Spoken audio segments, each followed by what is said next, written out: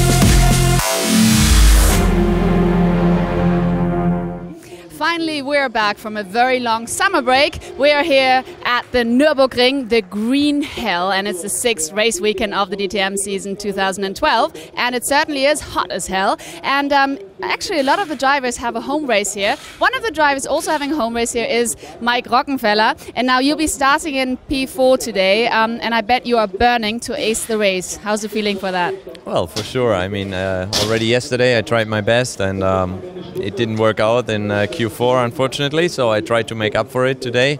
The boys are really motivated. Also for the team, it's the home race. They are across the street with the workshop. So weather is good. A lot of people are here to supporting us, and we try our best to win. All right, and I'm sure it's going to be a very hot race, and it's going to start in a while. So here are your commentators, Dave and Sean.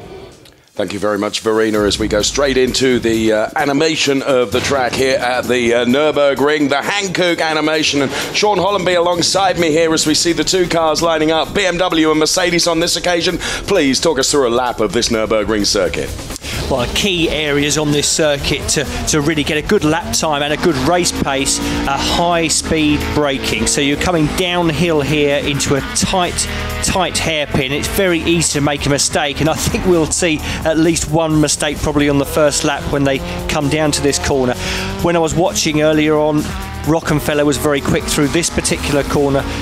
Tightish left-hander, but leads onto another left-hander as it switches back on itself and joins down to the inside, right-hander dropping onto the curb and down to a slightly shorter circuit than on the Grand Prix circuit. You've got a hairpin which is like a double apex, so again you're braking from high speed, easy to lock a wheel coming in, but important to get an apex on the exit without dropping a wheel on the curb on the left, as we saw Farfus doing qualifying, and he ended up spinning there. And again, a fast left-right switch back, quite easy to drop your left-hand wheel over the curb and into the gravel and lose drive out of here and make yourself a target as you come through this fast right-hander and into another uphill heavy braking zone into the chicane. These cars don't like so much going over these curbs, but if need be they can do, but what they tend to do is lose traction coming out if they hit that second curb. Again, good drive coming out of here. Very, very important, this last corner here, slow in, fast out. Very easy to be too fast in, slow drive, and then you're an easy target when you come across the line down to the hairpin again. Thank you very much, Sean Hollenby, taking us through the Hankook track animation here of the Nürburgring circuit. 3.6 kilometers, 49 Green laps. is now with me. Yesterday the qualifying didn't go all that smoothly for you, starting in P7. Were you hoping for a better position? Yeah, of course we were. I mean, as a team, I think we struggled. Not what we were aiming for, obviously, to be. I was the top Mercedes in 7th place, and we're capable of better than that, and we always aim for the top. So it's obviously frustrating, but you know, today's another day, and hopefully we can be stronger over the long distance and fight our way to the top. You were very strong at the Nurburgring. You won. Is that a motivation to hopefully do really well in the race today as well? And also looking at the championship, I mean, Gary Paffett is right ahead of you, and of course it's also important now to catch up. Is that what you've got in the back of your head already? No, to be honest, I'm trying to take every race as a separate event and just perform to the best of my ability every time I get in the car. So try and work on the car and get the best out of it. So this is the same as any other race weekend, and that's the same target. So obviously it's nice to win. It was great to win at Nurburgring. That doesn't bring any guarantees for the next race. It's a fresh start. Every day you get in the car, anything's possible, and you have to have an open mind. So from my point of view, I'm just focused on now, not worrying about the last race or the next race. And yeah, we'll see what we can do with that. And how are you going to do the race today? Speaking of achieving success, how well is the race going to go, do you think? I don't know. I mean, I've won races from P7 in the past, so that's not out of the question. It won't be easy. It never is easy, and from 7th it doesn't help. So we'll just try and make a good start, and hopefully the guys have improved the car a little bit, and then everything can be achieved. All right. Thank you so much. So here we have the grid then. Great to hear from Jamie Green. P1 then, Bruno Spengler alongside his Edo Mortara. Then we see another pair of Audis, Felipe Albuquerque and Mike Rockenfeller there. Mike Rockenfeller, very impressive in parts of quali and free practice.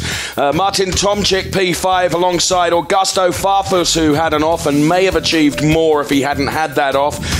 Jamie Green, who we've just been hearing from, P7, alongside his Dirk Werner in P8. Then to the next row of the grid, we see Robert Wickens and Timo Scheider alongside P9 and 10.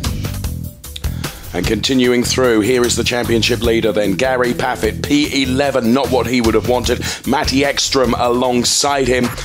Then we see Miguel Molina and Joey Hand, very mid-order, starting grid position number 14. Ralf Schumacher then P15 and Adrian Tombe alongside. Had a bit of a fault, which we'll get into in just a mo. Raoul Frey then was actually quite impressive in qualifying. P17 and P18 for Christian Vitoris alongside. Andy Prio very disappointed at P19. Roberto Meri, P20. Then we see Susie Wolf, P21, and David Coulthard brings up the back of the grid with P22. Down there with the pole sitter now is Verena Wright. Yes, I'm here with Bruno Spengler. Bruno, brilliant qualifying yesterday and now today. I guess what we're going to see, hopefully, is from pole to podium. Yeah, we'll see. It's going to be a hard race, long race, really warm conditions today. We struggled a little bit with our car over the distance, but I trust my guys. They reacted perfectly for qualifying yesterday, so we'll see now in the race. But I'll for sure give my best to come at the end of the race where I am now. Yeah, best of luck with that. Thank you very much. And by the way, very interesting. A lot of the drivers do that. He's got a soaking wet but very cold wet t-shirt on. So that seems to be very good advice with these hot temperatures. Back to you guys. Only we had that in the comms box, Verena, as well. So, of course, these drivers are going to get very, very hot, aren't they? And the conditions that they have, they've got to race in. That is a consideration, Sean Hollenby. Well, that's right. We saw there's Robert Wickens there. He's got a heart rate monitor on as well. So they're monitoring everything, including the driver, while they're out on the circuit. But it's around about 80 degrees, I think we heard yesterday. And again, there's Gary Paffett. It shows you how hot it is. I mean, they're all making sure they get as much water on them and in them before they get in the car. But I mean, if you think about it, it's 80 degrees plus they're cycling a bike at the same time. That's the sort of physical activity they go up with the car, as well as the G-forces that are on them. And it's important to be able to keep your concentration. The fitter you are, the better you're going to be able to deal with this sort of situation. And that's perhaps something that we lose sight of as we see David Coulthard there. Disappointing quality from DC, if I'm honest. And Norbert Haug there. Some words of encouragement to Gary Paffett. And Mercedes have been on the back foot, Sean, haven't they? Yes, considering how strong they've been in the first half of the season, they've come here and really Audi and BMW seem to have at least 2 or 3 tenths advantage, even in race pace, and I think in qualifying even more than that. And there's really there's a good 10 or 12 Audi BMW combination driver car combinations that could be on the podium here, and I really wouldn't want to bet on definitely Mercedes getting a podium here, which would be bizarre. Well, as we see Timo Scheider then being installed into his car, and I was saying there's something that we do lose sight of is the fact that these racing drivers, of course they're racing drivers, we love them, but they are athletes as well, as we see Dirk Werner getting into race trim, if you like, in his car, ready to do the business this DTM round here at the Nürburgring, as the BMW flags flying along with the Audi and the Mercedes flags in the stands as well. So looking forward to what is going to be a really, really hot race.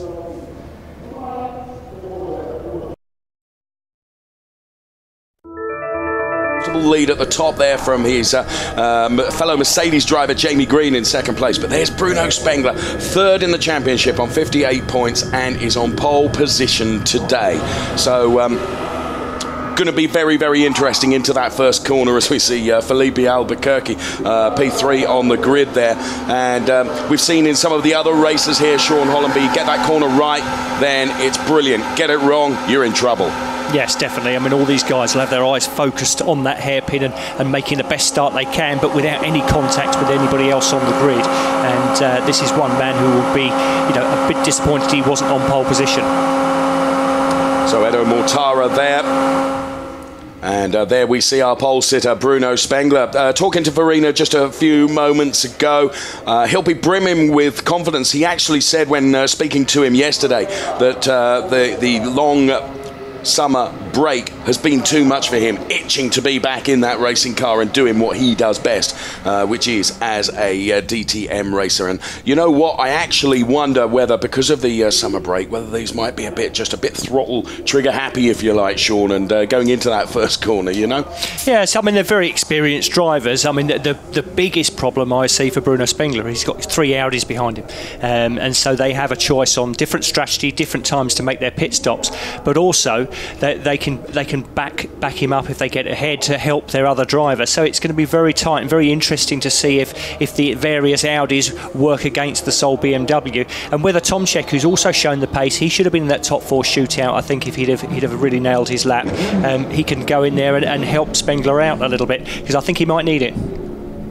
Yes, he might. And there we see final preparations on the grid then as the cars get ready to go away on their installation lap, and then we're away and racing here at the Nürburgring. Record-breaking crowd was expected to watch this race, and I have to say, wherever we look, there are race fans really, really enjoying the sunshine and getting ready to enjoy what we hope will be another scintillating DTM race here at the Nürburgring. Weather conditions absolutely perfect for us as race fans, challenging for those as a race driver, because the temperatures inside, I'm just taking a look at the temperature now, air temperature is 33, track temperature 47.5, and temperature inside the car's cockpit, Sean, is likely to be in the order of 80-90 degrees really. They'll try and keep the driver as cool as possible, but it's impossible when you're sat in a sauna really. That's what you're thinking of. Think about being in a sauna and working out at the same time. That's what these guys are up to now for the next hour or so. Interesting to see Norbert Haug there just peering through the pit perch fence, seeing his drivers and everyone on the DTM grid getting array then on their installation lap here. On board we go with Mike Rockenfeller. Now here is a driver that really impressed you, not only in free practice but in quali as well. Every session here, Mike has really been on the pace, and I would say probably of the top 4 in that shootout, he was the man I expected to be able to set pole, but surprisingly was slightly off the pace, whether he made a little mistake on his first sector and then sort of bailed the lap. But he's a man who I think will be probably the most likely to get on that top spot at the end of today. But there's a long way to go, and I think it's going to be very, very tight. So Spengler, Mortara, Albuquerque, Rockenfeller then are the front 2 rows with Tomczyk, Farfus, Green, Werner, then it's Wickens, Scheider, Gary Paffett down there, P11. Then we see Matty Ekstrom and Miguel Molina, then it's Joey Hand and Ralph Schumacher, Adrian Tumpe, Ralph Frey, Christian Vitoris, and the rest of the players in the pack there. And they're just an example of how many race fans are here for this DTM event at the Nürburgring. Yeah, just before the start, I tried to get into the paddock just to get a couple of answers from guys who may have had problems in the warm-up this morning, but just couldn't get through due to the sheer numbers of fans that were down there. Now, we can see there the diagram of the track, and we're just coming up to this chicane here, which, as you say, Unit, get this chicane right. It's good, get it wrong, and actually you can compromise your exit, and you're still going uphill after the chicane, aren't you? That's right. I mean, you know, you can gain a lot of time going through the chicane. You can also lose a lot of time and also damage the car. Those curbs are very, very harsh, and these sort of cars, there's a lot of aerodynamics on them. If you tend to crash over the curbs, you won't be able to do that for the full race distance, definitely. So 33 degrees as near as damn it for air temperature, and 47.4 for the track temperature, and as Sean indicated, between 80 and 90 inside the cockpit there, as we see Dr. Wolfgang Ulrich and now Norbert Haug and Jens Marquardt, the BMW team boss. They're all there, full of anticipation as a team boss, wishing their drivers every bit of luck this afternoon here at the Nürburgring. Spinning up the rear wheels then as they head towards the start finish line and occupy their position on the grid. Just saw our championship leader there, Gary Paffett, who is way down the order, isn't he? That's not where he would like to be. The Mercedes driver, Gary Paffett. So there, our pole sitter is Bruno Spengler. Andy Prio just seeing his car, and we're looking at the back of DC David Coulthard's car as the rest of them come into the grid here. Pensive looking Norbert Haug, cool as a cucumber, Dr. Wolfgang Ulrich, and also Jens Marquardt there. Sean, you're a team boss. It's hard, isn't it? It's hard. It's probably the most difficult time, really. All that hard work just into the next 30 seconds after the race start, you can make or break your weekend. Interesting to see Rockenfellow. Rockenfellow looked very aggressively, slightly angled towards the middle of the front row there. He knows where he's going when the lights turn green. So we await the green flag from the marshal at the back of the grid. We've got that now. The lights will come on. 5 lights we'll see. When they extinguish, we will be away and racing. Let's go racing. It is the DTM at the Nürburgring, and disaster there, but Spengler got away nicely. Rockenfeller, as you said, pointed towards the middle of the track. He's going to be hung out to dry here into this first hairpin. Yes, that's right. Terrible start from Albuquerque there. He's dropped right back in the pack, back to about 10th place, maybe a little bit further back. But yes, a good start by Albuquerque, but Spengler got away fantastically well, and that looks strong for him now. He can now control the pace from the front. Lots of panel rubbing going on. We can see Joey Hand in the middle of the pack there. There's 3-4 cars abreast at the moment, but this man did it absolutely correctly. Bruno Spengler, the way he got away was perfect. It's just the sort of start that he wanted, really, knowing that if he can get it away clean and tight, then all those around behind him may lose their heads, and that's where the trouble was going to be. Of course, Spengler had earned that pole position and used it to his full advantage. That's right. I think there was Adrian Tombe there in the mix, a bit of sideways up onto the grass. But again, Spengler got a clean start, and I think that was possibly Paffett there dropping a wheel into the curb as he came out. But I think Paffett's gained a couple of places in those first few corners, but there's a big gaggle coming down near the back of the field, and I think this could get a bit messy as they come through the chicane. Yes, the chicane, it's tight and uphill as well, as we see cars going everywhere. We're on board with Ralf Schumacher, looking forward from Ralf Schumacher's cockpit. You can see how tight it is up front there, hugging just a little bit of the curb into this hairpin as we complete the first lap of 49 for this DTM race at the Nürburgring. And this is the order. It's Spengler from Mutara from Rockefeller, then it's Tomczyk, Green, Wickens and Paffett in 7th place. Yeah, I mean, that's perfect start. A little bit of contact there. That could be Tombe and Molina, possibly, I think. A little bit of a lazy move from Tombe, I think. And, yeah, it was Molina and Tombe. And I shouldn't think he's particularly happy with that. Miguel Molina getting tapped into a spin at the first hairpin. I'm sure we'll see a replay of that. Whether Tombe was locked up or not, I don't know. But Spengler has really got his foot down. The first lap was very, very strong. And good news for him, Tomczyk's up to 4th. 4th. Green made a great start up to 5th. Wickens in 6th and Paffett in 7th. So Mercedes may not have the outright pace, but their drivers have performed fantastically on that first lap and got themselves further up the grid than they qualified.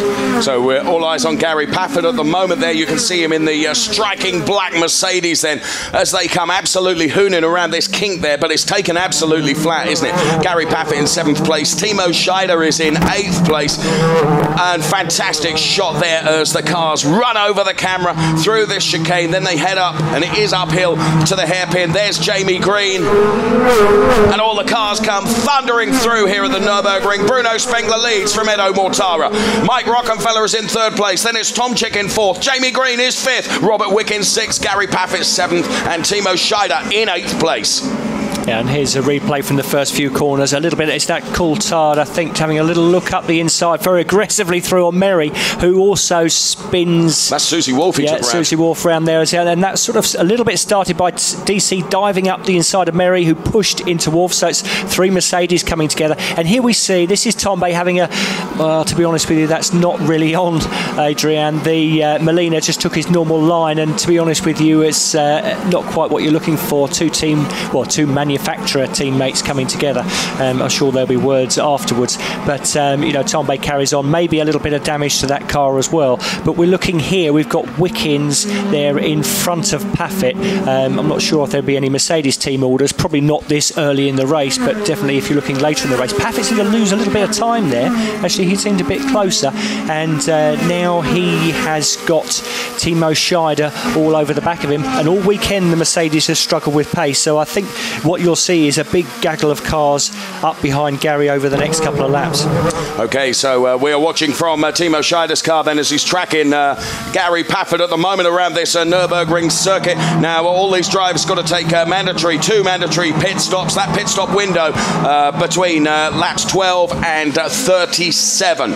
So now it's there where strategy can be used to advantage or disadvantage. The teams will be working so very hard to work out when's the best window to get someone in. If they're in traffic, maybe it's pull them in right at the start of that pit stop window. They can take advantage of that, can't they? Definitely. I mean, and also it's teammates within teams, but also manufacturers as well. So the more cars you have near the front, the more you can play that strategy out, which is why it's good news for Spengler that they've got Tomczyk up to 4th place, who's looking strong as well. And it looks like these front 4 are very evenly matched. Spengler's eased out a couple of tenths on that lap, and he's pushing hard just to get himself a little bit of space. So again, early days really, and you have to say that over a race distance, the Audis seem to have the pace over the weekend when they've been doing longer runs.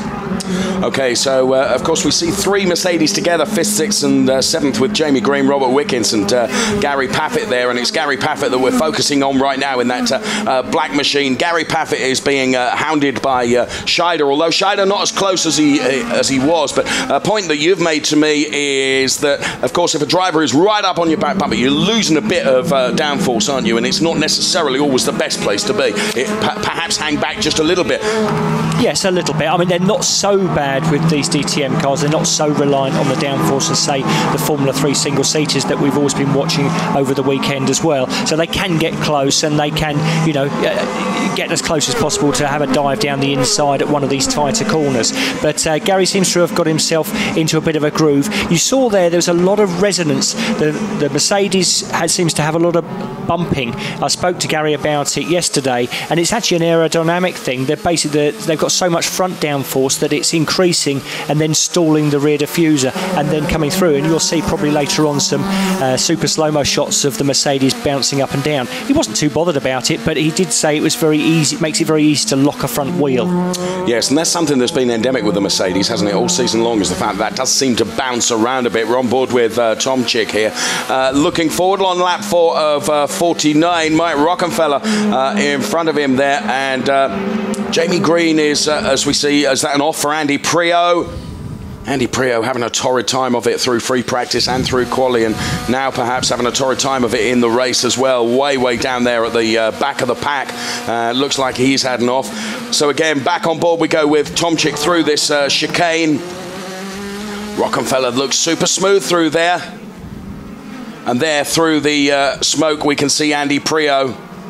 Yeah, not good for me. It looks like he gets hitting the side here is that Vittorius. Is it Vittorius? Yeah, Vittorius there, and not a good weekend for Andy, I've got to say, on the drivers' parade. And here we go, there's another big battle, but yeah, let's stick with this. Joey Hand defending quite tightly as Merry gets taken there by...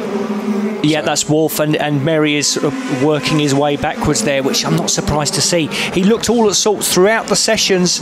Merry just seemed to not have confidence in the car. The back of the car seemed to be stepping out as we get a bit of jousting for position as they come down to the hairpin. And as they come here, again, Molina coming back from that earlier spin. He's much quicker than these guys here, but again, he's got to get past them, and they're no easy touch.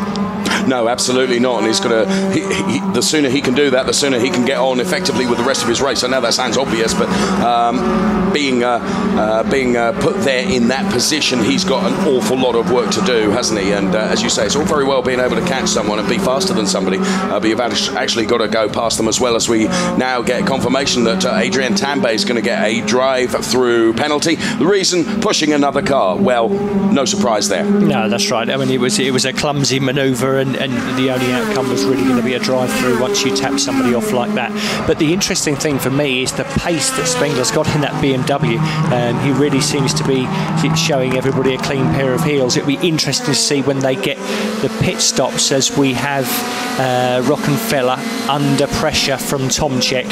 And again, these BMWs seem to be very strong, stronger than we've possibly seen. The Audis seem to have the legs on them, and there we are. See, Rockenfeller's under pressure, gives him a little bit of room just so in case he does make a little move up the inside, and it's allowed Mortara just to pull a little bit away, but it looks like Tomczyk's eager to not let Spengler get too far ahead.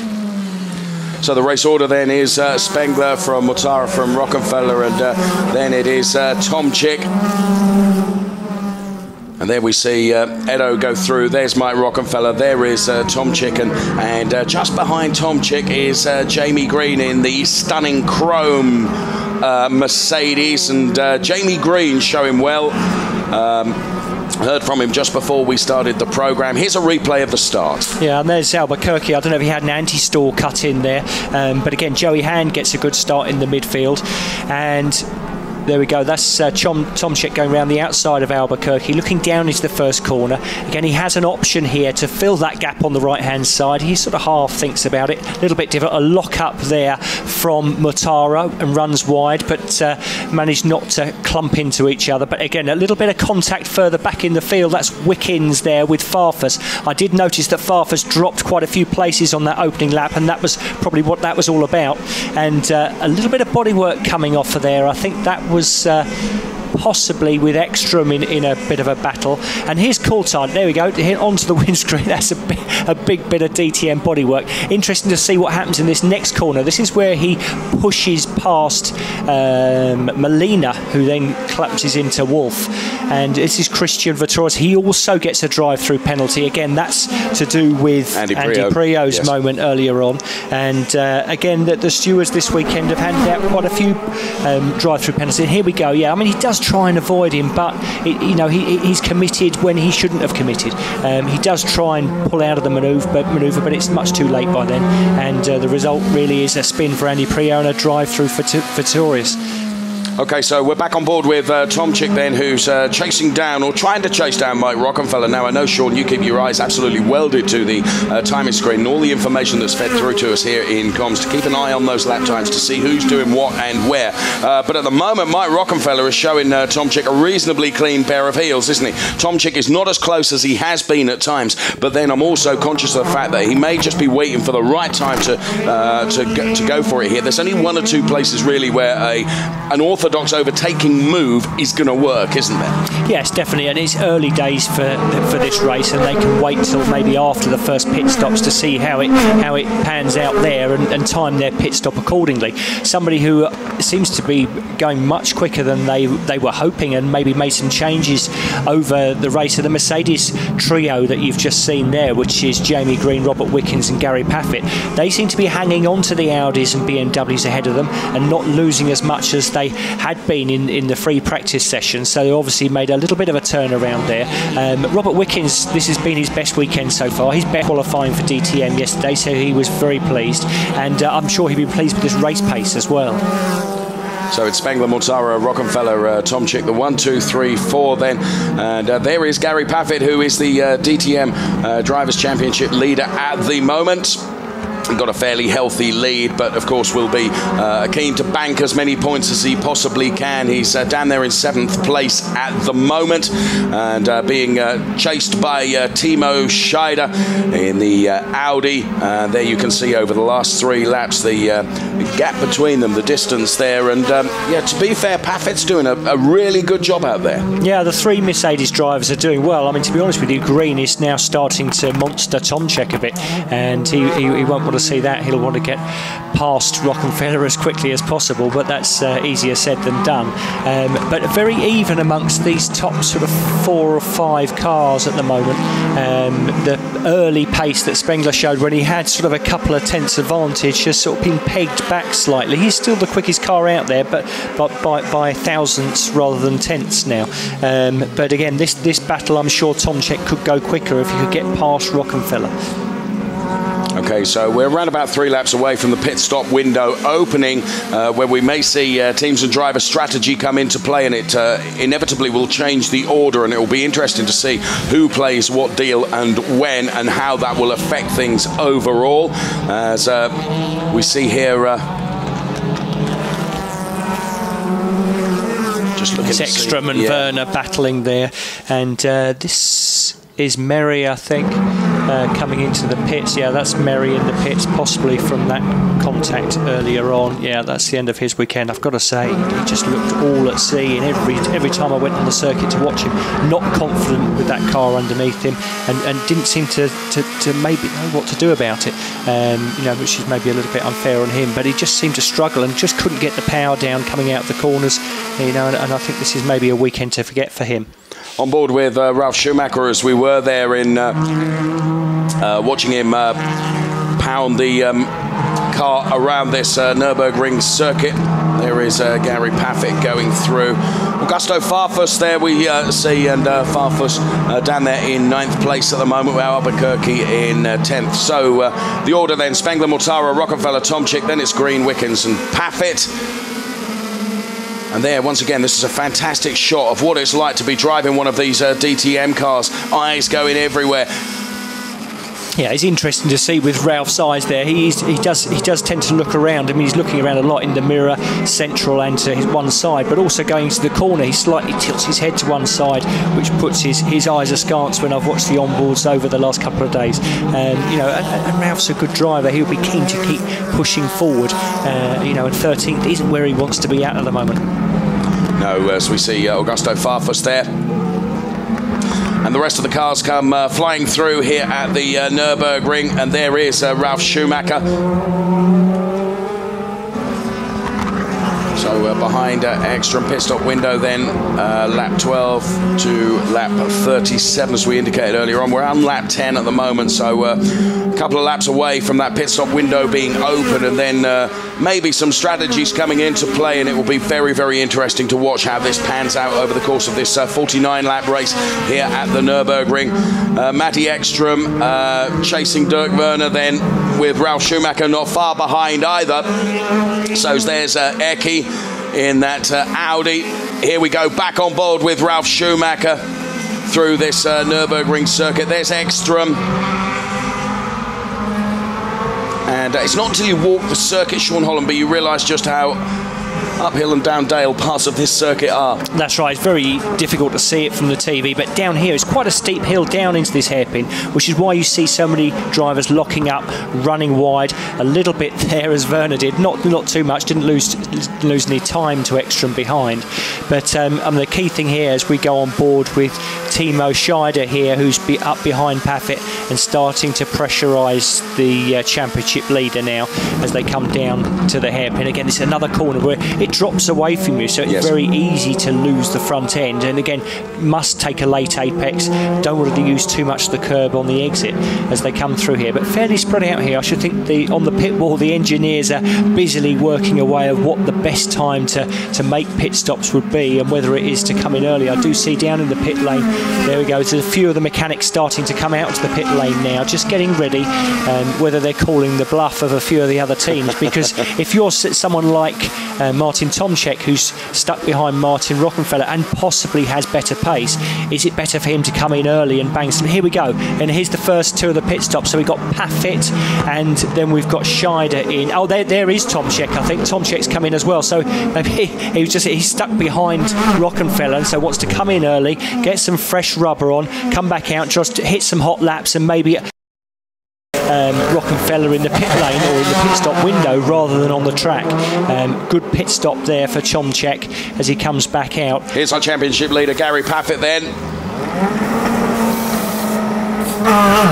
4 seconds, 3.9 for Timo Scheider. Paffett just out there. Just out in front of Scheider, but it was close. A half-second stop and he would have been behind him. So as they come back out, that's Andy Prio coming down, who again had that early spin. So you can see how much you lose by being spun. Sort of a pit stop is what you're losing, if not more. So again, as they come out there, all of those three front runners had good stops. Let's see if they can start banging in the times, which will help them move up the order if the others don't come in to try and shadow them. I wouldn't be surprised if you see Rockenfeller now coming in to shadow that move by Spengler, because otherwise, if he doesn't cover it, then Spengler's going to put some hot laps in, and then when he makes his pit stop, he's going to be back behind him. So, it's all to do, and then there's lots of, and when it's this close, the teams will be working flat out on the pit wall to work out exactly where, and here he is.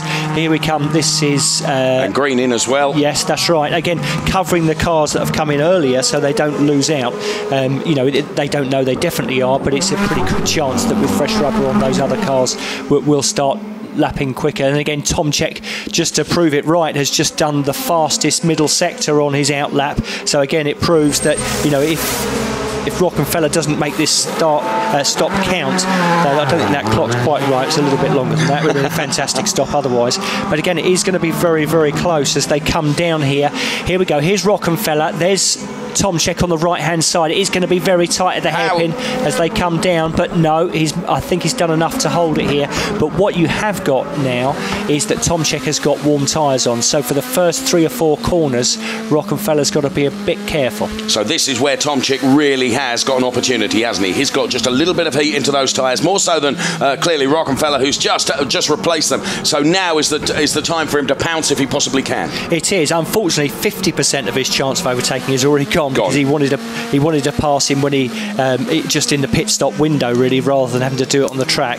But the further this goes round the lap, there's a spinner there. Coulthard going round. Yeah, and he's off again, dropping that wheel onto the curb. As I mentioned earlier, we've seen a couple of cars off, and I think DC will struggle to do a 3-point turn there without taking the front off of that Mercedes. But as they come through, they'll show a yellow, and if he can't move that car, there's possibility that we might have a safety car. We'll have to wait and see. So that's Coulthard off. Now we've got second place, Edo Mortara here coming in. Spengler's still off and round the circuit as we go round, and here's Robert Wickens as well. So it'll be interesting to see. Now Spengler has done a 27.1 there, and I'll be interested to see as they come across to see exactly what sort of time that Tomczyk has done as well. So let's see what they're doing. 27. Yes, no, he's slower. So now Spengler is losing time to Tomczyk, and here we go. This is very tight. Paffett on Wickens. So again, this again. Paffett's made that earlier pit stop stick, and he has gained time and made time on Wickens and gained a place in that pit stop window. So it definitely seems beneficial to stop earlier as they did earlier on, which is surprising. I wouldn't be surprised to see Spengler come in this lap, because every extra lap he's doing, he's probably losing 3 or 4 tenths to the guys behind. He doesn't want to be doing that, does he? So it will be interesting to see, and it's fascinating how these pit stop strategies work. And you called it absolutely right. Early in definitely has been better. This looks like DC that did manage to get that car round, I think. Yes, that's right. So he's got himself going in, which is good. Here's Spengler. Yeah, so Spengler's in, and this will be tight. So as they come back round again, so Mortara, let's see what they can do. So we've got, interestingly, as they make that pit stop. Again, a good stop there, just over 3 seconds, which is bang on the money. But coming past our commentary position, any second now is Mortara, and there he goes.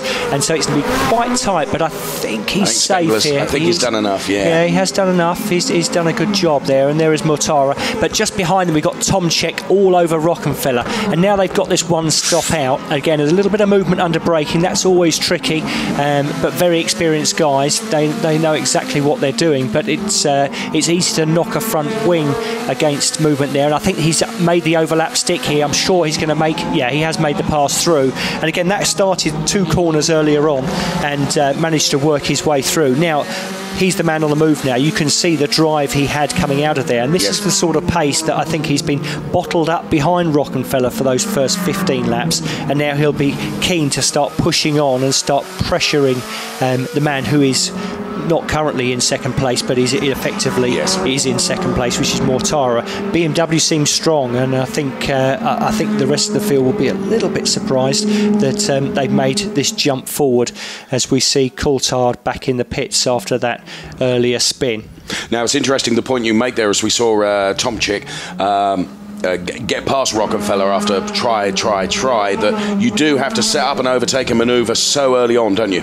Yes, that's right. I mean, again, we saw DC, they dropped 2 wheels over the curb. It looked like possibly the car bottomed out underneath there on that curb, and that sort of just lifted it off the ground and loses downforce and traction. Away we go. So this is this overtaking manoeuvre.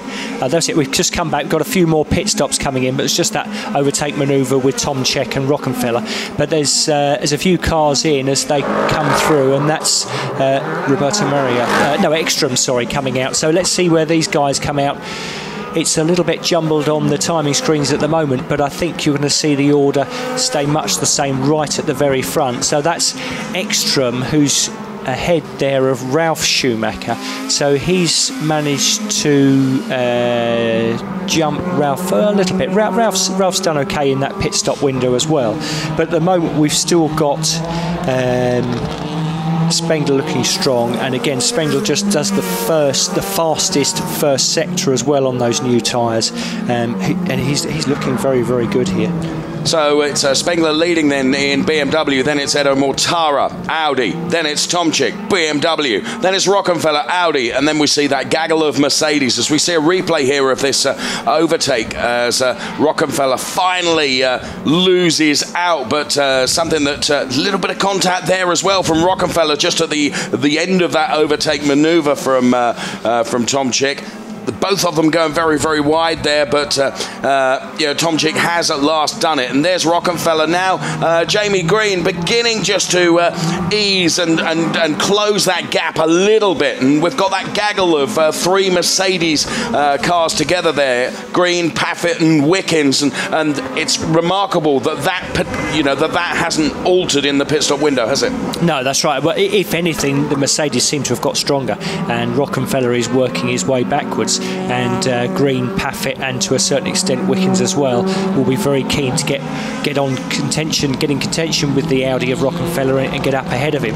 And the Mercedes looking much stronger on these longer race runs than we've seen over the last couple of days. And I think the technicians have been working hard.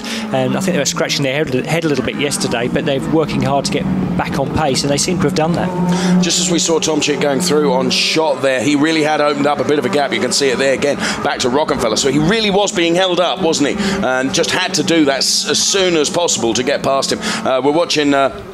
There we are. You can see that gap now, and you've got your eyes on the timing screen. You'll tell us what that gap is. There is Jamie Green. There is Gary Paffett. Jamie Green is second in the points and the Drivers' Championship at the moment. Gary Paffett is leading that, and I also wonder, and again, Paffett looking very, very close on the backside, if you like, of Jamie Green there. We're on board with Mike Rockenfeller. I just wonder whether of those 2 Mercedes, who is the quickest out there. I think they're pretty close.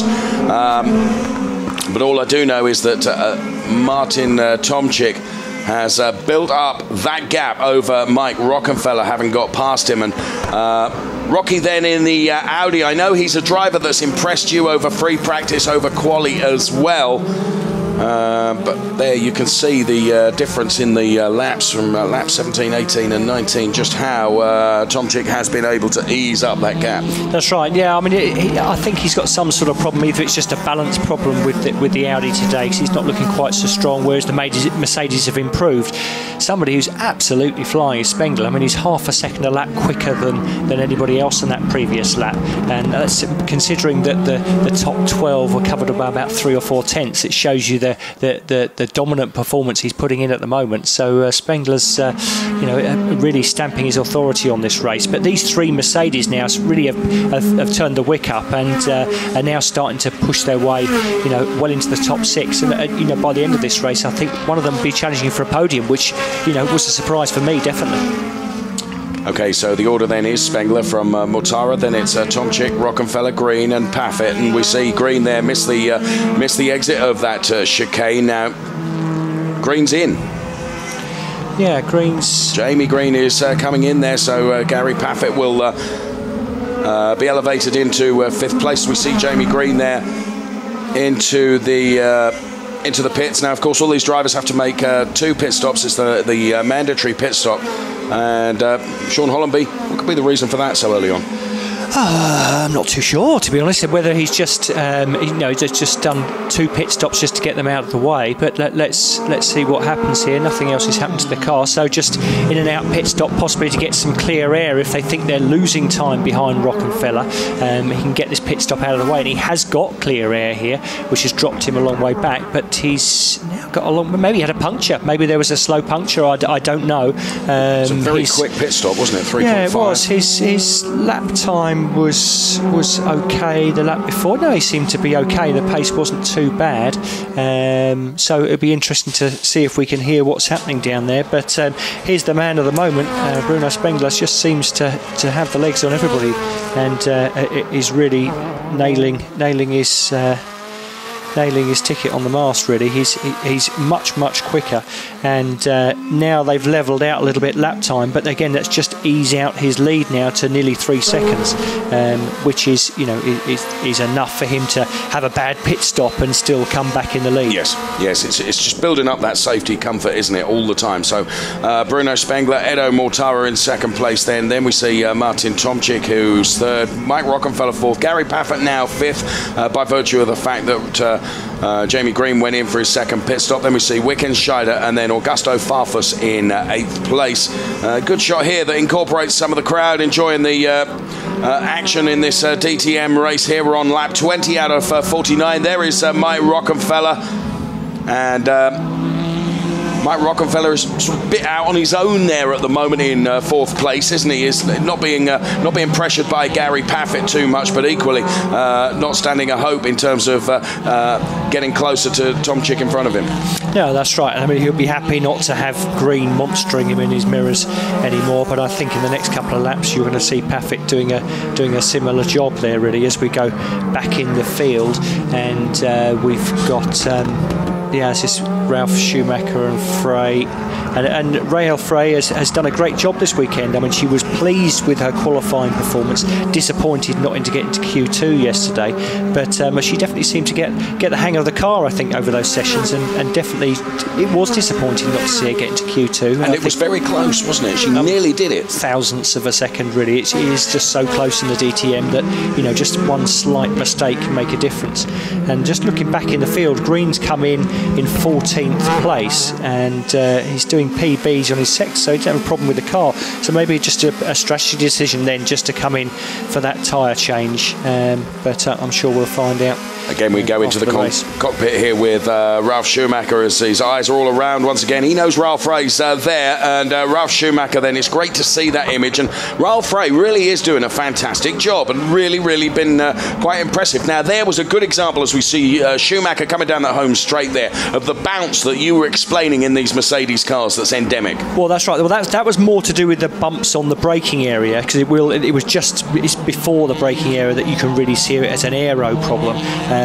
But having said that, Paffett and Wickens don't seem to have that problem, or Jamie Green, as slowing them down. What was interesting there, just from the onboard shot, you saw Ralph, I think, adjusting his brake bias, which again would have been possibly putting a little bit more brake towards the rear of the car, coming into that downhill tight hairpin, just to help not lock the front brakes up. And the previous corner, he maybe wants a little bit more rear braking to help turn into that sort of onto the straight corner where you want a little bit more traction.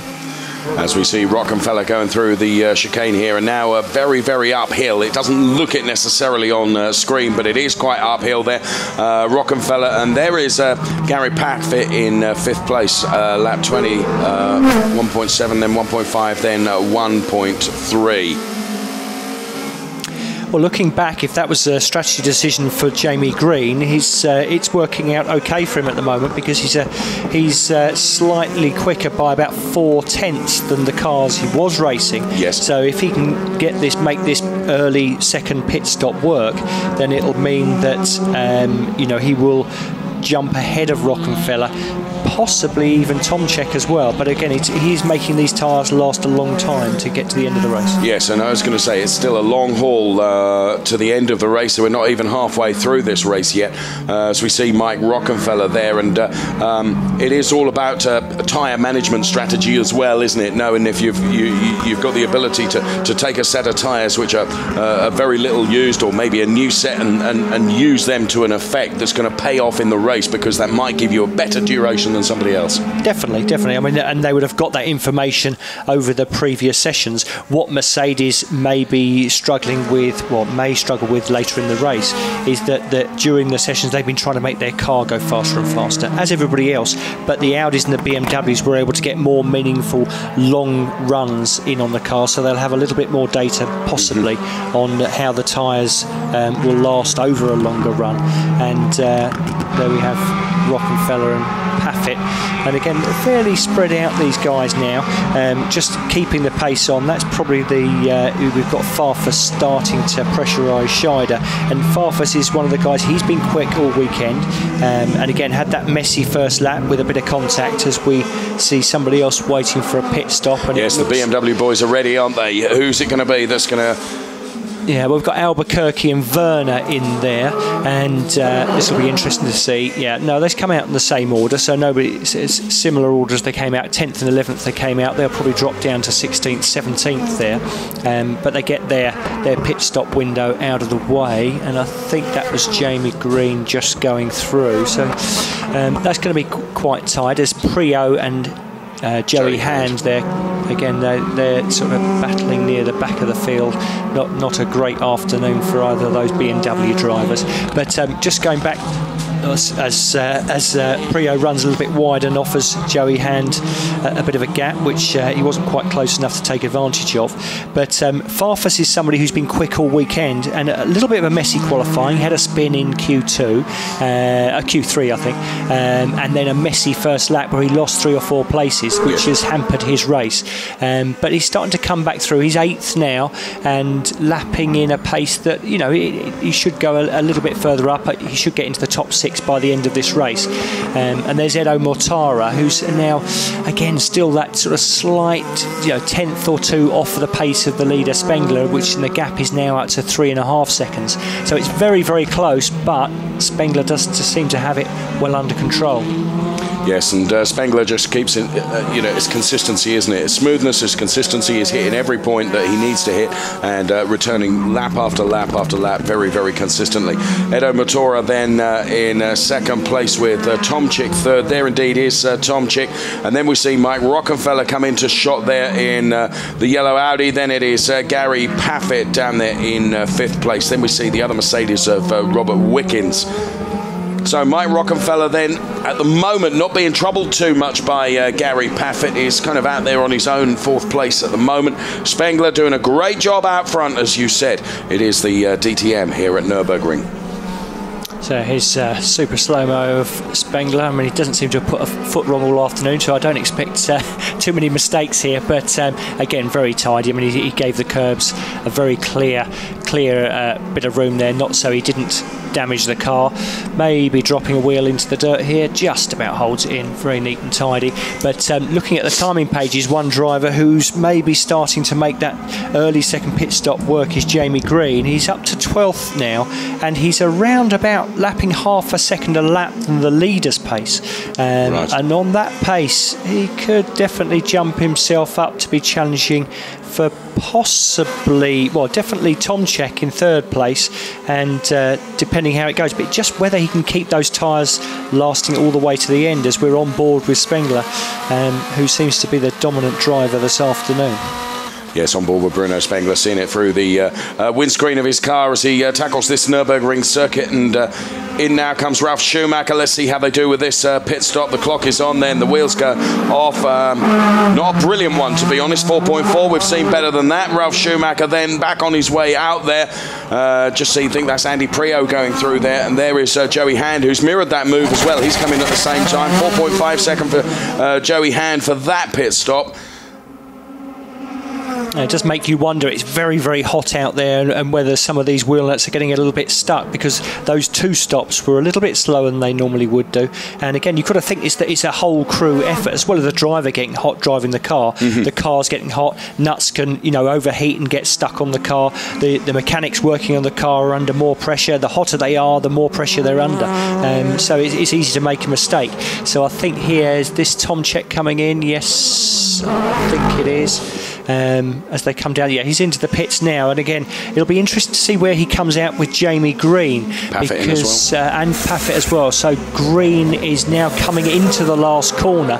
It is going to be quite tight, but I think he's fairly safe there. And there is Jamie Green just exiting the last corner. So let's see what happens here. There he is, and but Paffett is going to be tight with Paffett. There's Tomczyk. Here's Green. He has gained some time. He's got closer to Tomczyk, and I think based on that, he will have jumped Rockenfeller with that early second stop, and he's absolutely flying. And I think Tomczyk's going to have his mirrors full over the next lap or two. Okay, so that is the view back from his car then, as we look at the hard-charging Jamie Green, who taken that early stop then, seems to have paid dividends. What he really would like to do now is to, if at all possible, eclipse Tomczyk, and that would be an absolutely stunning decision by the team and the driver for the way that that has been done. So Spengler still leads then. He is very workmanlike, getting about his job, doing it very, very well, consistently banging in those reasonable laps. Here we see Gary Paffett come in for his pit stop. And I'm guessing not all went perfectly here.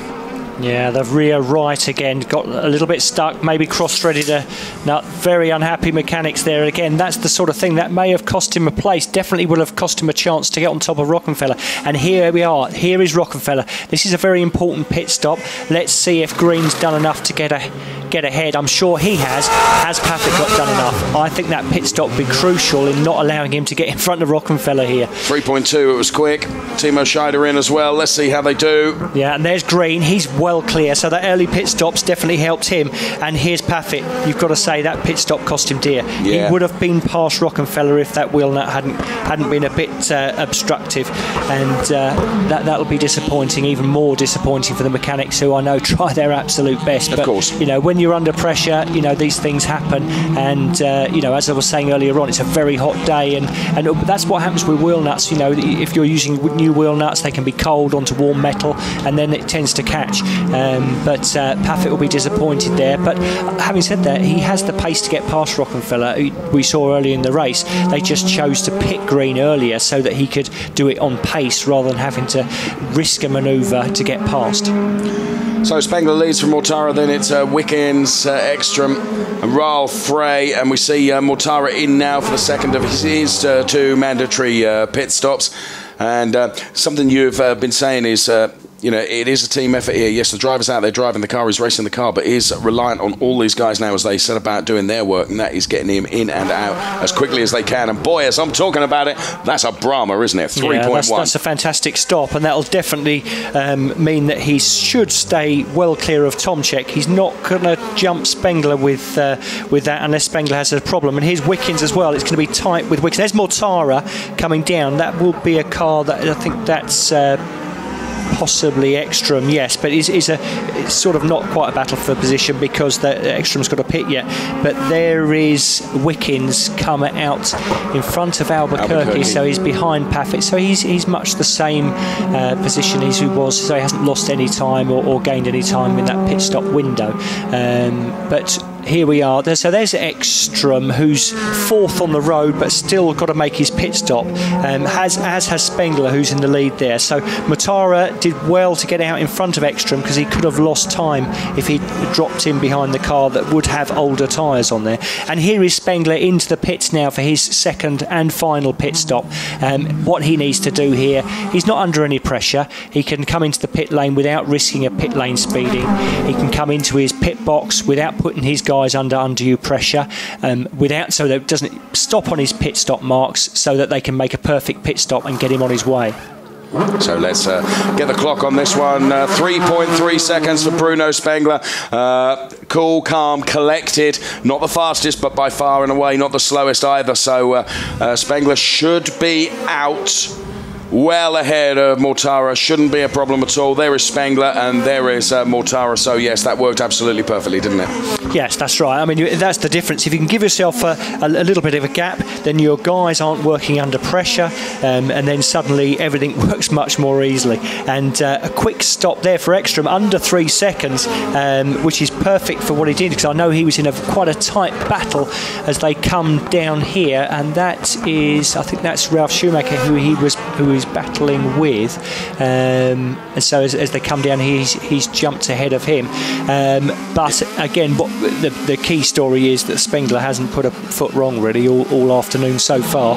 And again, we've got 20 more laps to go though as well. Interesting, you've got to think that Jamie Green's tyres have done quite a few more laps than a lot of these guys, so possibly as the race goes on he may struggle a little bit, but let's see how we go on. Well, one driver just quickly to mention who's had a good weekend so far is Rahel Frey, who's currently fourth. She hasn't had her second pit stop, so it's a little bit artificial, but credit where it's due. She's she showed a stronger form this weekend than she has so far this year, and is starting to get a handle on these DTM machines. I agree. Let's go on board with Bruno Spengler and just listen to this out of the hairpin. 6-speed sequential gearbox, 4-litre V8 power in this BMW. Of course, they all run a common carbon fibre monocoque now, which is an interesting piece of kit, if you like, which has been on display here in the paddock at the Nurburgring, and a lot of common parts now across the three manufacturers to try and reduce costs. That's right. I mean, yes. I mean that's why they're doing it, to try and make the DTM, an affordable race series. Having said that, it's still very expensive, and you can see why. The cars are spectacular. The racing is very tight, and looking at that Mortara seems to be a little bit closer than after that. He's just over 3 seconds, so he's gained a little bit of time, which is maybe just Spengler being very careful coming in. Now, having said that, Spengler's just done the fastest first sector of the race by 0.6 of a second, so he's having said that Mortara may be closing in a bit, Spengler reiterates his dominance, and really he's going to stamp a lap time in that will probably be set as the fastest lap of the race so far. But a bit further down, Robert Wickens is doing well. He's just PB'd in the first sector, so he's pushing hard. Jamie Green is still putting the pressure on, but again he hasn't got the pace of Tomczyk, and he is dropping back from the BMW now, as we see. That's Rahel Frey. Yeah, that's Rahel Frey just running wide at chicane. She comes in for her second stop. She is in fourth place and will drop back in the pack, but a good competitive run from her, as we see Gary Paffett starting to pressurise Rockenfeller for what will become fifth place. Yes. So the order then, as most now with Ralph Frey going in. We're just David Coulthard's the only other one that's got to make his second pit stop. It's Spengler from Mortara, Tomczyk, then it's Green, then it's Rockenfeller and Gary Paffett there hounding Mike Rockenfeller. Paffett is currently 6th, and he's going to have to work hard to get on terms with Mike Rockenfeller, and then once he's on terms with Mike Rockenfeller, he's got to try and get past as well. Passing is not easy here at the Nürburgring, as we've seen, and it's really, really interesting how it's worked out in terms of the teams using strategy at various points. As you say, early on, pitting Jamie Green in quick succession to get his 2 stops done. Of course, that has elevated him effectively up the order now. He's 4th, but he's got a long run still to do on tyres which are going to be older than anybody else's. That's right. I mean, they make a calculated decision and say, well, do you think you're going to get past him on the track? And the driver will go, well, I don't think I will. Well, they've got to do something different. There's no point just doing the same as the guy ahead if you want to overtake. So they chose to bring him in quite quickly after his first stop and choose to do a longer run second time around.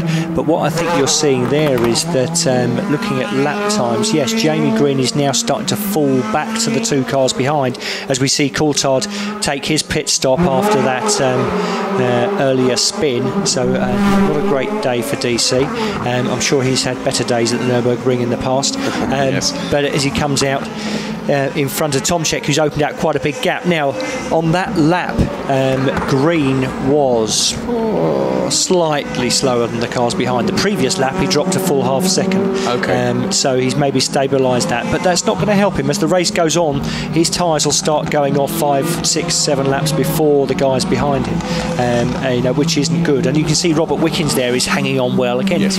I would say easily his best showing in DTM so far this season. We're on lap 32 of 49, and we're on board with Mike Rockenfeller. There he is, and there is Gary Paffett behind him. And we can see what it's like again in the cockpit here as Mike Rockenfeller works so very hard in that Audi. And Rocky in 5th place at the moment. He knows he's got Gary Paffett behind. Then it's Robert Wickens. There is Gary Paffett. He is the current Drivers' Championship leader. Paffett down there in 6th place. And I think it's fair to say with Jamie Green in 4th at the moment, the Mercedes are perhaps showing a little bit better in the race than maybe we expected, given their quali and also their free practice performance. They'll have worked very, very hard. Mike Rockenfeller, once again, we're on board with him. And around the tight hairpin he goes as we head up to the start-finish straight here at the Nürburgring. Fantastic shot as the car runs over the camera. And DC is going to be right in the mix there, isn't he? Yes, that's right. I mean, he'll be seeing blue flags and he's very professional, and I'm sure he'll give him plenty of space. Interestingly, the fastest of those trio of Mercedes is Robert Wickens, who's in 7th place. He was a couple of tenths quicker that lap, so the young driver's looking quite strong there. And the slowest of the 3 was Jamie Green, and that's now starting to hurt him a little bit. I think that early pit stop will be interesting to see if he can carry on to the end, because we've got a long time to be out there. It's 15, 16 laps on older tyres is going to be hard work. Yes, I think you're absolutely right. It will be interesting to see how that plays out. Mike Rockenfeller once again then down there in 5th place, and Rocky is in 6th place in the Drivers' Championship going into this race. There, we've seen the race leader go through. I haven't hardly mentioned Bruno Spengler. He's just gone through in the lead. There's Edo Mortara in 2nd place, and there Martin Tomczyk then in 3rd in that BMW. Bit of a bounce there, and so he goes around this hairpin now and heads up towards the start-finish line. And there's the gap between Edo Mortara and Martin Tomczyk. Spengler leading then, and he's got a nice cushion over Mortara, hasn't he? Yeah, I think now Spengler can control that gap. He's still pumping in the lap time, still faster than the 2 cars, well, everybody else actually in the grid at the moment. So he's still pushing hard and is keen to make it, a little bit bigger, just to help him in case he does have a problem. Tomczyk's looking strong. The previous lap to the one we've just finished, he was 3 tenths quicker than Mortara, and possibly eating into that 2nd place. As we see a replay here, possibly a little bit of contact I think that's Eki. Yeah, going past Werner. And so that is for position. And again, that's a popular place really to make an overtake, as Werner's dropped back considerably on that lap. But those two have been at it since near the start, I think, Dave. As Ekstrom runs wide, still gets the second apex, but loses a little bit of time. But again, it's fighting all the way through the field in the DTM grid. And the quality of driving is fantastic. And so you saw there that the two drivers able to give themselves a little bit of room. There may be a bit of contact, but one of them doesn't end up in the wall. That's the main difference. Absolutely. We just saw Rahul Frey going through there. Rahul Frey back in after her second pit stop, 14th place for Rahul Frey. Bruno Spengler leading, Edo Mortara in second place with Martin Tomczyk third. Then we see Jamie Green in fourth place. Mike Rockenfeller is fifth, Gary Paffett sixth, Robert Wickens in seventh place, and Felipe Albuquerque then in eighth. That's the order 1 through 8. Then we see Timo Scheider, Augusto Farfus, Matty Ekstrom just getting past Dirk Werner as we saw. Then it's Ralf Schumacher and Rahul Frey. As I mentioned, good showing from Rahul in 14th place. Yeah, she's running well. Actually, just came out of the pits and she was the fastest car on the track with fresh tyres that last lap. So it shows you the difference it makes. You put new tyres on for the first sort of 4 or 5 laps, you do have a big advantage. Now, I've just been watching Ekstrom there, and I thought coming out of that turn he was looking a little bit ragged, to be honest. It seemed to be a little bit of an oversteer going on there. Augusto Farfus just in front of him, but Ekstrom is he's built up some distance over Werner already, hasn't he? It was only a lap or so ago that he managed to get past him, so and whether that was just a moment he had, perhaps. Okay, on board with Martin Tomczyk as he rattles this car around the Nürburgring. Fans enjoying the race action from DTM. They're talking their own strategy. Look at that, deciding whether some of the calls that the race teams have made have been the right ones or not. But this is Martin Tomczyk. Then we're on lap 36 of 49. The Mercedes you see in the background of that shot is effectively back-marking David Coulthard. So Edo Mortara, then Martin Tomczyk is in third place. Then it's the best of the Mercedes to show. Jamie Green in fourth place. Then we see Mike Rockenfeller, Audi, in fifth. And then it's Gary Paffett, Mercedes, in sixth place. Yeah, and Jamie Green is now starting to struggle. I think he's now starting to feel the age on those tyres, really, because he was about 8/10 slower than Wickens and about 4/10 slower than Paffett and Rockenfeller, who are behind him. So he's going to struggle a little bit, and it's going to be a real battle for him to hold on to that fourth place, I think, there. And there we go, and here they are. And Rockenfeller now is starting to close that gap and really close him down, and it's going to be a 4-car battle for fourth place in the next 2 or 3 laps, I think. So we see Rockenfeller then working very, very hard in the cockpit of the Audi then as he pummels it around the Nürburgring circuit. Got Jamie Green in front of him, and that is the target. It is the the chrome Mercedes of Jamie Green that Rockenfeller is after. Up towards this chicane they go through, left then right, very, very uphill now. If you smooth out of that chicane, it gives you better drive as Rocky looks down there. What was that he was altering? That's his brake bias again. I think he was doing it, but it's maybe they should look at making the brake bias a little bit more accessible for the driver. If he has to actually look down to see what he's doing with it, it's not great. But again, they will play with the brake bias to get, again, he'll work with the balance of that car just to try and get the best out of it. Again, with these braking areas, you want a little bit more rear brake going downhill, a little bit more front brake possibly going uphill, because you can lean on the brakes a little bit more. That's the main difference. And if you're new to motor racing, brake bias is exactly that, isn't it? It's changing the percentage of brake, if you like, front to rear. That's right, exactly. I mean, if you're on a push bike, let's say, you can. Oh, here we go. And here's a battle here. We've got Ralf Schumacher, I think, with Rahul Frey as they come through, and Rahul has been quick after that pit stop with new tyres, and she's really taken the battle there to Ralf. Let's see. let's see, I can't remember if she came out. I think she was just behind Ralph when she came out of her pit stop, so has got some good pace as they come through here. But it's quite tight, and I think all the Mercedes drivers are now starting to feel it a little bit over these longer race distances. I mean, at the start of the race they did well. So again, here's Frey looking down on the outside of this next corner here. Yep. Probably should have maybe given that up slightly earlier and could have tucked back in the inside and had to go down the inside of the next left-hander. But there's plenty of laps left, so it'd be interesting to see. The crowd like it, which is good to see. Yes, absolutely. Of course it is. Spengler, Mortara, Tomczyk, Green, then the 1, 2, 3, 4. There is Mike Rockenfeller then, who we saw take his eyes off the windscreen just for a moment as he was adjusting his brake bias. We think out of...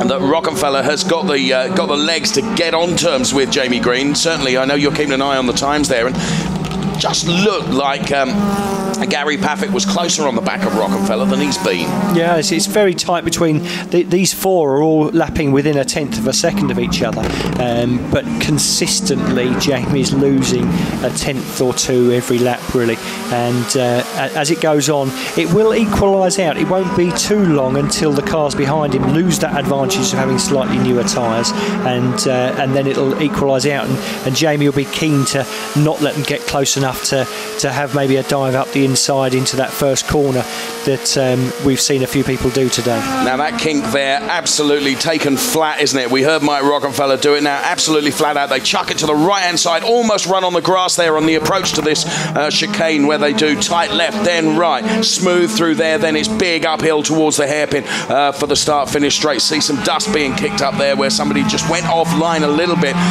Mike Rockenfeller then chasing down Jamie Green. Just in front of Jamie Green is the back-marking David Coulthard. But this pack now looking very, very exciting here as Rockenfeller is getting closer. So too is Gary Paffett. Now Jamie Green, having been in and taken his 2 pit stops very, very early on, of course, he is the one that's going to have probably the older tyres. And as you've said, you know, that has been noticeable in his lap times. The fact that the extra duration that those tyres have got to do means that they're going to go off quicker than somebody else's. Yes, I mean, what it's done though, that early pit stop, is given him track position. As you saw there, he ran wide on his apex that he would normally take. Again, that was just sharp, bright bite of the tyres and a little bit of understeer as he comes through here.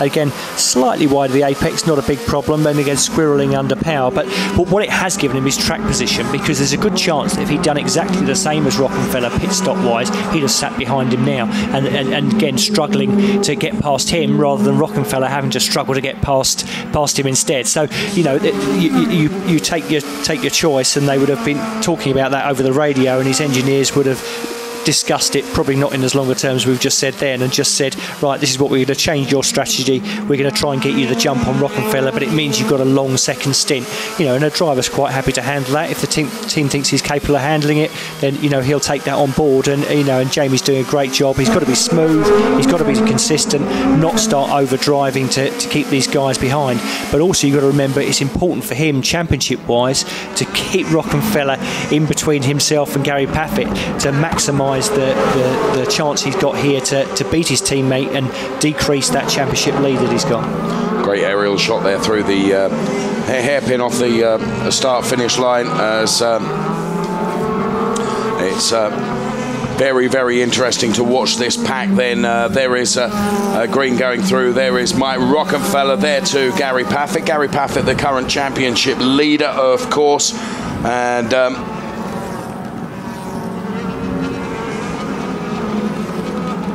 Spengler out at front, we've hardly mentioned, because he's just workmanlike, going about his business, doing lap after lap consistently well. Mortara in second place, Tomczyk third. Let's go in the cockpit of Ralf Schumacher then, down in 13th position. He's got Ralf Frey behind. Yeah, it'll be interesting to see if he looks in his mirrors. You can see Ralph's eyes quite clearly. I do love those onboard shots when you can see the driver's eyes, and see if he's looking in the mirrors, looking at Ralph, and runs slightly wide. This will give him a compromised exit here, and Rail may get a run here as she gets a good drive out of here. She'll be getting a tow coming into the final chicane, and I wouldn't be surprised if she has a little look up the inside as they go into the chicane here, but maybe, oh, there she has sticks her nose in his mirrors, and Ralph is too wily an old fox to fall for that one rail. But there he is looking in his mirrors. So obvious, wasn't it? Yeah, that's right. He does make a good obvious look in his mirrors, maybe more than some other drivers. And again, sort of rails looking great here and starting to pressurise the guy. And there's Ralph playing with his brake bias again, putting a bit more brake bias possibly to the rear of the car just to stabilise under a braking for the hairpin. He checks both mirrors. She's still behind him, but she is swarming all over him. Yes. This is absolutely fascinating to watch. Ralph Frey then, who was excellent through free practice and quali, is now all over the back of Ralf Schumacher here, and is girl power going to reign supreme in this battle? I wonder. Ralph Frey then and Ralf Schumacher, and look, the fingernails being bitten there because Schumacher is 13th, Ralph Frey is 14th at the moment, but you have to say Ralph Frey really has driven like an absolute demon, been superb. Yes, it seemed to have turned the corner this weekend, as she mentioned after qualifying. And there's Ralph playing with the brake bias again, putting it back towards possibly the front brakes as well as they get back towards the hard braking at the chicane. But as they come out of here, she's a bit more of a gap this time. Ralph didn't run wide, so didn't get so much of a run. But yes, no, it's good to see drivers when they're possibly struggling a little bit. It's easy to get demotivated, but it's what they need to do is keep working and make the most of the opportunity they've got. And the team have obviously worked well with her to make the most of that car. So it is great to see. There is Ralf Schumacher, there is Ralph Frey. Up onto the home straight they come. What you saw there, Ralph did run slightly wide coming out of that last corner. I think Frey is going to be very close as they come to the hairpin. So they're coming down to the hairpin here. The Audi's all over the back of the Mercedes. She looks to the outside Switch again. back maybe. Possibly here, but again, this is where she could make it count. Ralph's gone wide here. If she can stick her nose in there, she did try to push him a little bit wide and maybe nudge up the inside here. But again, she seems to have the pace. What she needs to do is work out exactly where she can overtake this Mercedes, and it seems there's 2 or 3 places that she has got a big advantage. Well, this is going to be fascinating to watch. We're on lap 42 of 49. Ralf Schumacher there going about his business. He's menacing eyes, and you can really see him looking from side to side. He's checking out his mirrors all the time. His awareness is great. He knows what's going on. Of course, he's under considerable pressure from Ralph Frey. Seems to have opened up just a little bit of a gap now as Ralph maybe eases off a bit, ready for the next charge potentially, because there are, as you say, only 1 or 2 places where it works, and he's fiddling with that brake bias like never before, Sean. No, that's right. He's had 2 turns on the brake bias that time, so only 1 before, and a lock up, which will be from Werner just in front going through the chicane. And again, he seems to, there's Werner, lost a little bit of time there, I think, just in front. But going back to the leaders again, Spengler still seems to have that 5-6 second gap, and that battle for 4th seems to have settled down a bit. Again, as the tyres equalise and the guys behind Green, Rockenfeller, Paffett and Wickens, who made later stops, the tyre advantage isn't quite so apparent anymore. So Green's done well. He still needs to run tidily, and I think the last 2 or 3 laps will be quite hard work for him. But he seems to handle the challenge at the moment as Spengler comes through halfway round another lap. Seems to have good pace there. Mortara again matching him lap time for lap time, but he's 5 or 6 seconds behind now. Spengler's really managing that gap, I think. So Bruno Spengler, we just saw go through there. There is Edo Mortara, and here now in 3rd place. Tomczyk goes through. That is the backmarking David Coulthard. And then we see the chromed Mercedes of Jamie Green in 4th place. Then it's Mike Rockenfeller 5th, and behind Mike Rockenfeller is the championship leader Gary Paffett. And then also impressive this weekend in 7th place at the moment is Robert Wickens. Yes, that's right, and I'm sure the young driver doesn't want to pressure too much Gary Paffett. He's the championship leader for Mercedes, and this is very much a manufacturer-led championship. It's important that Robert toes the party line and backs Paffett up and really acts as his wingman here and just looks out from behind. Just behind them they have got Albuquerque and Timo Scheider, who aren't a million miles back, about 4 or 5 seconds, so it's important that he protects his Mercedes championship leader from those guys behind.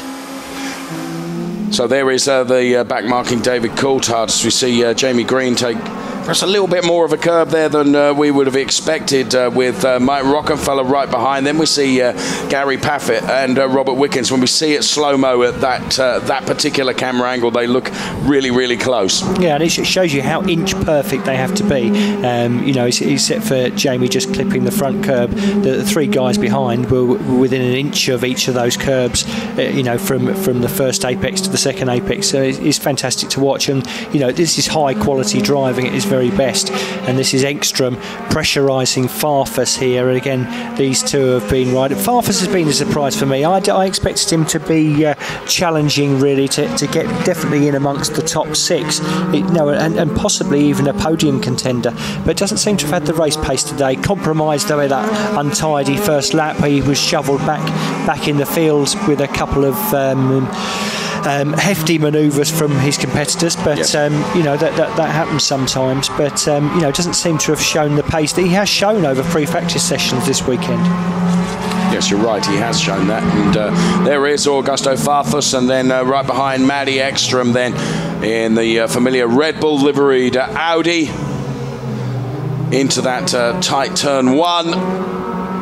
It's not only tight, it's downhill, it's wide, it's everything almost, isn't it? It's got everything. And it's been the scene of so much during the course of the racing over the course of the weekend here, but it is DTM and Spengler leads for BMW with Mortara second place for Audi. Then we see Tomczyk for BMW, then it's Jamie Green for Mercedes, the first of the Mercedes to show in fourth place, and that's the car that we can see right in front of us because we're riding on board with Mike Rockenfeller. It's Jamie Green's Mercedes that's in front of him. The chrome effect as they go through this kink on the back straight, they're absolutely flat out, then wide to the right and brake into this chicane, which, as you say, they've been getting consistently inch perfect every time. These DTM cars, they do have a lot of aero, don't they? It's very, very important. You don't want to be clunking over too many curbs. You can do damage. No, that's right. They've got to pick their braking point, and there it's uphill and a slightly blind approach to the chicane, so it's particularly difficult, especially if you've got a car in front of you, which can slightly obscure sometimes your braking points. But again, Rockenfeller now is starting to possibly, you know, look at pushing Green a little bit. He'll be very, very keen to push up into fourth, and Green will be equally keen to keep him there and separate him from his teammate so he can try and maximise beating his teammate in a race weekend. And again, obviously he had a good race last time out, which, you know, he beat Gary. So I mean, what they want to do is try and turn it round so he can try and mount a championship challenge. We're reaching the closing stages of this race. We're on 46, lap number of 49. Here's Bruno Spengler then, and look at this, inch perfect through that chicane that we were talking about with the BMW bank machine that Bruno Spengler is driving to fine effect in this race. On pole position, and Edo Mortara there seemed to be a little bit wide out of that. He's in second place with Tomczyk third and Jamie Green in fourth. Take a look at the gap between Spengler and Mortara, then 6.19. That's a lovely cushion that Bruno Spengler has over the next place man. Yeah, and those top three, looking at the lap times, they've got a half a second a lap advantage over the chasing packs, and so they have been the class of the field. I think Rockenfeller, I'm sure after the race we'll find out, but I'm sure he may have some sort of problem because he's been right on the pace throughout the weekend, and he seems to have dropped back to the race pace that the Mercedes have, which has, you know, really been, you know, it doesn't surprise me that they're sort of half a second off here, and they'll definitely go back after this race, and they won't have long to think because they're off to Zandvoort next weekend. But yes, what they need to do is find out exactly why they've lost time to the Audis and BMWs, because it'll very quickly, the competition will come back up to them despite being so competitive and so successful in the first half of the year. So Jamie Green, Mike Rockenfeller, then it is Gary Paffett. There's Mike Rockenfeller, then the yellow and green livery on Rocky's car there as Coulthard running wide there. All of them running wide there and kicking off some of those stones onto the circuit, which is a bit less than desirable, Sean, isn't it? Well, that's right. I mean, you can see how close it is. I mean, because there's DC there, he's in 20th place. They're just coming up to lap him, but they haven't actually gained much on him, which shows you how tight it is. And, you know, without that spin, DC would have been pushing further up towards sort of the lower teens, as we're on the last lap here with Spengler, who really has been class of the field. I'm surprised. A perfect qualifying lap yesterday. I mean, it's so quick and so perfect. It actually looked slow, you know, which is sometimes the way when a driver's completely on top of his game.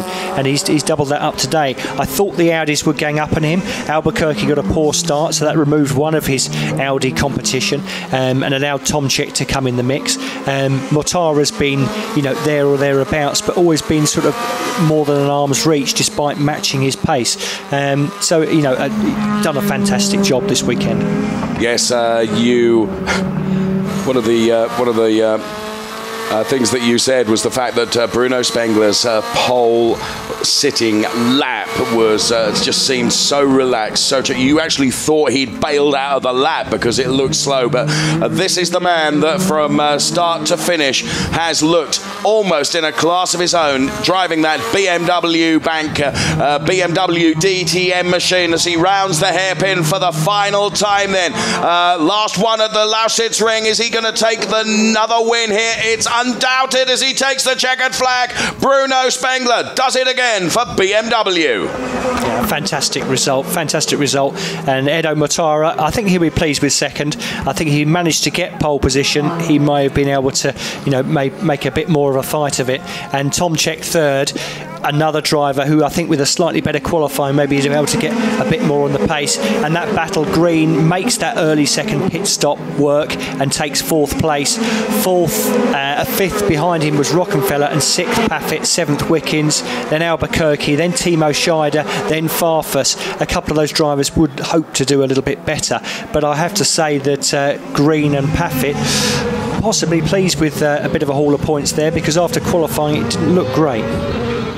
No, and well, Bruno Spengler absolutely fantastic, and we can see Edo Mortara there. Wonder whether he's doing some donuts. Yeah, I think he was finishing a donut there, I think. There's Dr. Wolfgang Ulrich. Then we've already seen the celebrations then for Jens Marquardt, the boss of the BMW manufacturer, and he'll be well pleased with Bruno Spengler's work. Of course he will. Absolutely fantastic showing. So smooth, so consistent, did absolutely everything that was required of him. But to be fair, Sean, the team backed that up as well and did everything that was required of them too, because there wasn't a bad pit stop there, was there? No, that's right. I mean, you know, it's impressive. And again, you've got to remember this is the first year for BMW into the DTM, and fine, it's obviously helped by everybody having a new cars coming. But I think there's Charlie Lamb there, isn't it? Yeah, Charlie Lamb. He'll be pleased with that result. And again, this is sort of home circuit, if you like, for Mercedes. So not a great weekend for them. But BMW. Very happy Charlie Lamb. I mean, Bruno Spengler yesterday did a perfect qualifying. You said it was a bit of a surprise. Today he aced the race. What do you say? Well, what can I say? Just a sensational day for us. Bruno was magic. The car was fantastic, DM3. The team had perfect pit stops. Well, there is no better day imaginable. But that is a very good point. I mean, the pit stops improved so much from the beginning of the season to now. I mean, just around 3 seconds. What do you say about that? Well, obviously the guys got into that, and obviously we practice a lot, and today they did a perfect job, and obviously this made victory possible. Of course, together with Bruno's fantastic performance. I'm over the moon. I bet you are. Thank you so much. And back to you guys. Thank you very much, Verena. Charlie Lamb there, the boss of the BMW team Schnitzer, looking absolutely delighted. Look at him there. And he hugs his charger, Bruno Spengler. So Edo Mortara now is being caught up with Verena Wright. Ich höre dich gar nicht, Sebastian. So any moment. Eduardo Mortara. Edo, congratulations. A fantastic second place. I just heard you said you're tired, but I guess you're very happy, are you? Yeah, very happy. I mean, today's second, it's obviously a fantastic result. I'm still consider myself like a rookie. And the second place after the beautiful victory of Red Bull Ring is still a a highlight for me for sure this season. Nevertheless, we were struggling a little bit compared to Bruno to try to keep with him. I think he had one more new tire set, and I was really pushing hard to close the gap on him. But it wasn't possible, and the last stint I just cruised because I was a little bit tired. It was really hot in the car, and obviously you can imagine when there are 36 degrees outside, inside, it's quite tough. Hot but happy. Congratulations. Thank you so much, Edo, and back to you guys. Thanks, Verena. Hot but happy. What a great expression that is. As we see from the onboard there is Spengler on the bonnet of his car. Brilliant stuff. Bruno Spengler once again with the thumbs up. Fantastic podium ceremony to come, of course, but lots of reaction, lots of happiness, and that you would expect, because it has been an almost faultless show, hasn't it, from Bruno Spengler and the BMW team. Yeah, it's interesting to hear Matara say that Spengler had an extra set of new tyres to make the use of. Again, that's experience, and also knowing when not just to throw tyres at the car to get yourself through into the next qualifying session. You know, that's definitely paid off today.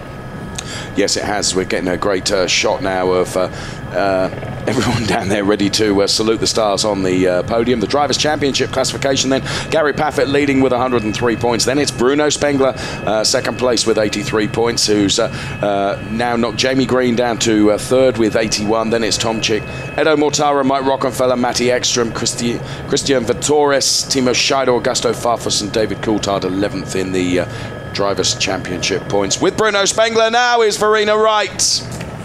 Yes, I'm here with Bruno. I believe a very, very happy Bruno. You did such a brilliant job. Charlie Lamb said he's over the moon. Are you over the moon? I feel amazing. I mean, I feel great. Today was a sensational day. The car was amazing to drive. My team from the morning warm-up to the race did an amazing job changing the car, because we were struggling quite a lot in the warm-up this morning. And again, it came fine in the race. The car was it's just amazing to drive. I could push as I wanted to. It was a perfect day for us. So I guess we'll just enjoy it now. Thank you to the team, really. My guys have done really good pit stops again. You know, they start to be really fit now. You know, they get experience and everything. So it's just good for the rest of the season. And it's definitely a huge day for us. And we'll try to celebrate a little bit, but not too much, because next week is Zandvoort. And also, of course, what is very important is you picked up. You're right behind Gary Paffett now, only 20 points behind you guys. That is superb as well. Yeah, I mean, for sure, it's a bit of a surprise, you know, after 6 races, being 20 points behind the leader.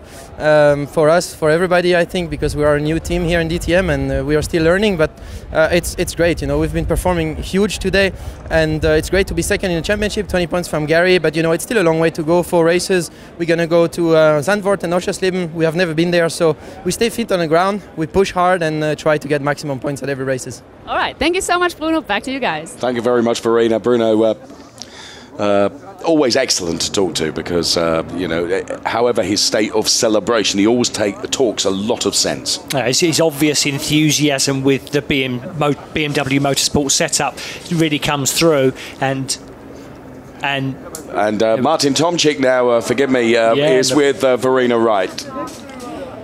Martin is here now. You certainly pushed hard from 5 to 3. That is fantastic. Up on the podium you go. Definitely, yes, and it was not easy under these circumstances. It was very hot, especially at the beginning where I had a fight with Edo and with Mike. I mean, it was a great fight. I think that's the fight's how we want to see it in DTM, tough and fair, thanks to Mike. Yeah, at the beginning I told the guys over the radio a podium is possible. Finally I did it. The car was great. They did a massive good job. It didn't start so well the weekend. Finally we got the car on a very good base until the race, so I'm really happy for BMW. 40th birthday for M GmbH. Bruno first, I'm third, 2 BMW drivers on the podium. It's just a great success. Perfect day. Thank you so much. Congratulations, and back to you guys. Thank you very much, Verena. So we can see the preparations going on behind the podium, getting ready for the podium ceremony. And I'm sorry I cut across you there in the excitement of going down to talk to those drivers. No problem at all. I mean, it's good to see these behind the scenes again, because it's just emphasis. It's so difficult to tell. You know, even sitting here in our air-conditioned commentary box, you don't really get a feel for how hot it's been for these guys for the last hour. Please don't make it sound too luxurious. Please don't. There's Charlie Lamb there, looking very, very excited as they're heading out towards the podium. We can actually see the podium from our race comms position here on the start-finish line, and so looking forward to this podium ceremony getting underway as the rest of them come on up to take part in it. As Edo Mutara being applauded by the grid girls on their way up to the podium.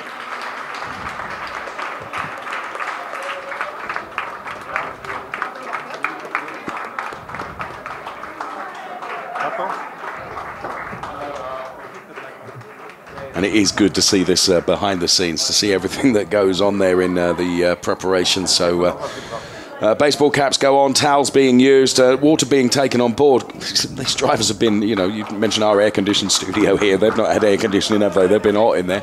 No, that's right. So there is Bruno Spengler then, as he takes to the top step of the podium and does the traditional jump and thumps the air with pride. So Bruno Spengler then taking the top step.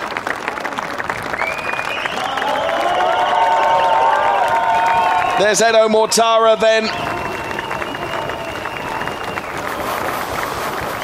And they bang the barriers down there. The 1, 2, 3. Tomczyk on there, and we pause for national anthem.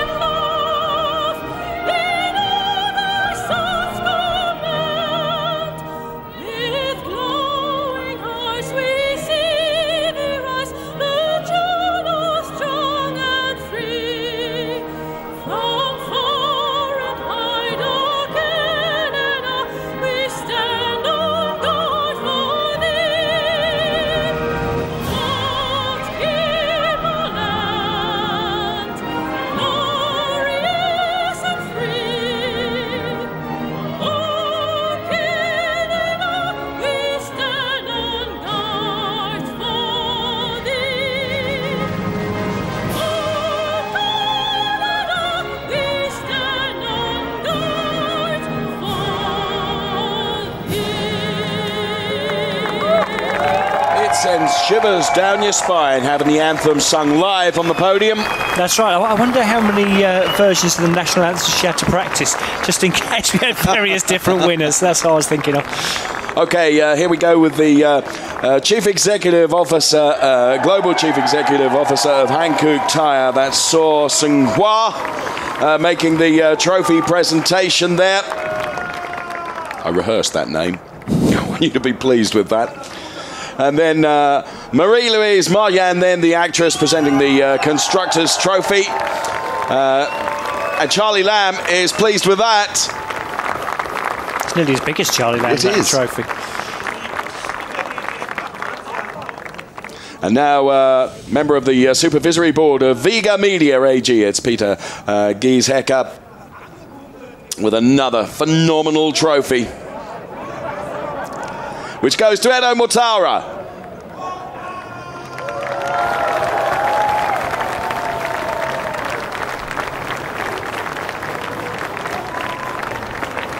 And then Paul Niemczek, then the chairman of the ADAC Saarland EV, presents to Martin Tomczyk.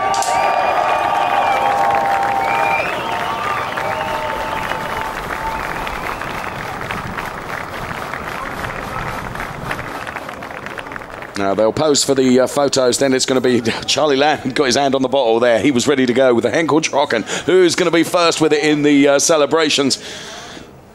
Wouldn't mind betting €1. It's going to be Spengler, but I might be wrong there. As they're careful with the lid. Photos being taken, then it will be celebration time. Yeah, it's definitely a great result for BMW. They have looked very strong all weekend, right from the first session, as they spray the champagne. It was Tom Chick, wasn't it? It was Tom Chick quickest. Charlie Lamb's getting doused. Ha ha! Oh, look at that! Absolutely brilliant. He was on the back foot a bit there, wasn't he? Oh, mind you, these, you know,